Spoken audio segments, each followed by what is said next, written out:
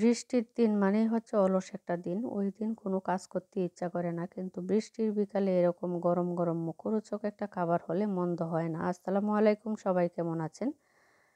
সারাদিন কোনো কাজ করতে ইচ্ছা না করলেও বিকালবেলা মনে হয় মুখরোচক একটা কিছু বানাই, যেহেতু বাচ্চারাও বাসায় থাকে আর ওরা তো এসব খাবার পেলে অনেক খুশি হয়।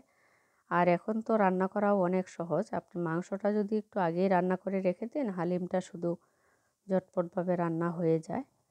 প্যাকেটে যেহেতু সব কিছুই পাওয়া যায়, প্যাকেটের হালিম দিয়ে আমি রান্নাটা করেছি, কিন্তু অনেক মজা হয়েছিল। হালিমটা দেখে আপনারা বুঝতে পারবেন, খুব বেশি ঘনও না আবার পাতলাও না। মাংসর পরিমাণটা একটু বেশি দিলে অসাধারণ লাগে খেতে।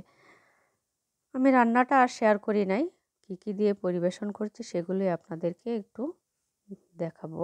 এখানে আমি শসা কুচি করে নিয়েছি, আদা কুচি, কাঁচামরিচ, তারপর হচ্ছে আপনার লেবু আর পেঁয়াজ বেরেস্তা তো অবশ্যই দিতে হবে। আমি রান্নার পরে কিন্তু পেঁয়াজ বেরেস্তা দিয়েছি, এখন বাটিতে আরও অল্প অল্প করে দিয়ে নিচ্ছি।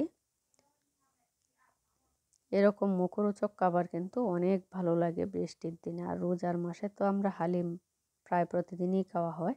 এগুলো কিন্তু ভারী খাবার, আপনি বৃষ্টির দিনেই খান আর রোজার মধ্যেই খান। এগুলো খাওয়ার পরে কিন্তু পেট একদম ভরে যায় আর রাতে খাওয়ার রুচিও কিন্তু থাকে না। খুবই ভালো লাগে গরম গরম খেতে। আর সবাই মিলে যখন একসাথে বসে খাওয়াটা হয়, সেটার মজাটা আরও বেড়ে যায়। খুবই সুন্দর হয়েছে, সবাই খেয়ে বলেছে অনেক মজা হয়েছে। এই এক টুকরো লেবু, এটা কিন্তু স্বাদটা দ্বিগুণ করে ফেলে। গ্রানের লেবুগুলো অসাধারণ সুন্দর একটা গ্রান হয় হালিমের মধ্যে দিলে। তারপর সবাই মিলে একসাথে বসে খেয়েছি। ওই পাশে আমি পরিবেশন করেছি, আবার অন্য পাশে সবাই বসে খাচ্ছে। আজকের ভিডিওটা কেমন লেগেছে অবশ্যই কমেন্ট করে জানাবেন। যদি ভালো লাগে আমার পেজটা ফলো দিবেন, লাইক কমেন্ট করবেন। এরপর খাওয়া দাওয়া করে বৃষ্টি একটু কমে গিয়েছে, একটু বাইরে গিয়েছি, কাজ ছিল। এটা হচ্ছে আমাদের ময়মনসিংহ গাঙ্গিনা পাড়। যারা ময়মনসিংহে থাকেন ভিডিওটা দেখলে চিনে যাবেন জায়গাটা কোথায়।